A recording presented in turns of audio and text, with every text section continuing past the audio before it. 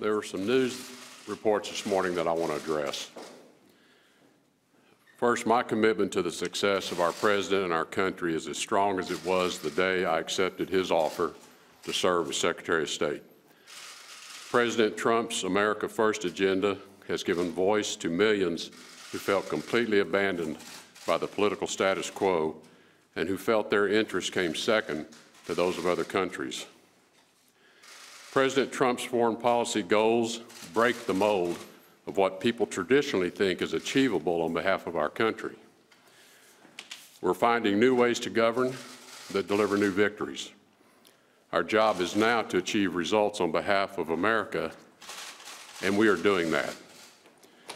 We've created international unity around our peaceful pressure campaign against North Korea, including influencing China to exert unprecedented economic influence on North Korea.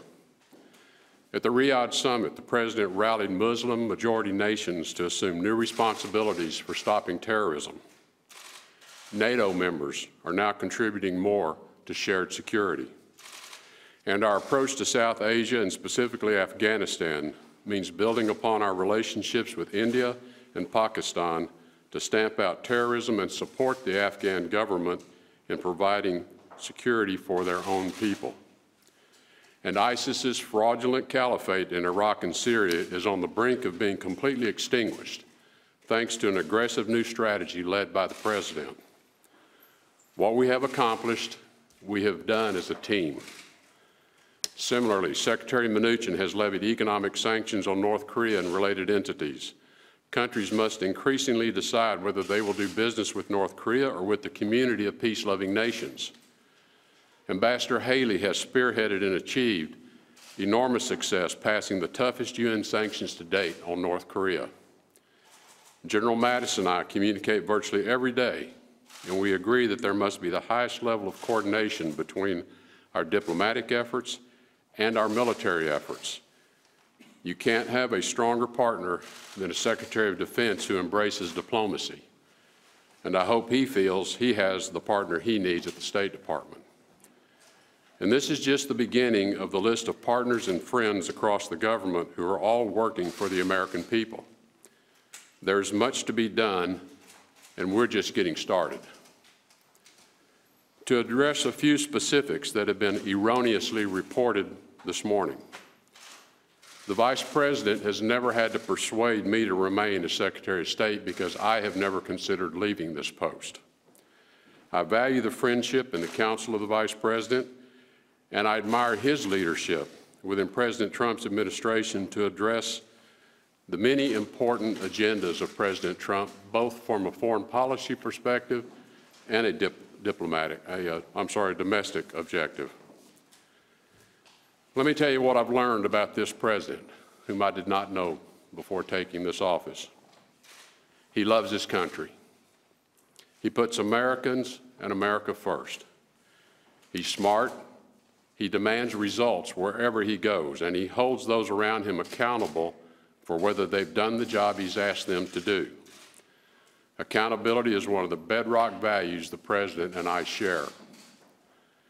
While I'm new to Washington, I have learned that there are some who try to sow dissension to advance their own agenda by tearing others apart in an effort to undermine President Trump's own agenda. I do not, and I will not operate that way. And the same applies to everyone on my team here at the State Department. When I wake up in the morning, my first thoughts are about the safety of our citizens at home and abroad. There's no more important responsibility I carry with me than ensuring that Americans are safe. Providing for the security of the United States must be the #1 goal of our American foreign policy. President Trump and his administration will keep moving forward as one team with one mission, doing great things for the United States of America to make America great again. Thank you. Is that the only thing that you consider to be erroneous in that article? I think it's the most important element of the article is to reaffirm my commitment to this role that President Trump's asked me to serve and to dispel with this notion that I have ever considered leaving. I have answered that question repeatedly. For some reason, it continues to be misreported.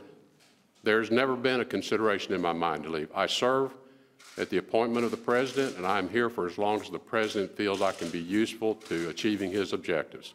Mr. Secretary, do you agree with Secretary Mattis that the United States should stay in the JCPOA? We'll have a recommendation for the President. We're going to give him a couple of options of how to move forward to advance the important policy towards Iran. As you've heard us say many times, the JCPOA represents only a small part of the many issues that we need to deal with when it comes to the Iranian relationship. So it is an important part of that, but it is not the only part. And I've said many times we cannot let the Iranian relationship be defined solely by that nuclear agreement. Could you address the main headline of this story that you called the president a moron? And if not, where do you think these reports or I'm not going to deal with petty stuff like that. I mean, this is what I don't understand about Washington. Again, you know, I'm not from this place, but the places I come from, we don't deal with that kind of petty nonsense. And it is intended to do nothing but divide people. And I'm just not going to be part of this effort to divide this administration. Mr. Secretary, did you speak with the President about the report, and did he ask you to make a statement, or is it... I have not spoken to the President this morning. I think he's on his way to Las Vegas, is my understanding. Secretary, do you have a partner in Islamabad? You just met the foreign minister. Do you have a reliable partner in Pakistan now after meeting the foreign minister of Pakistan earlier today?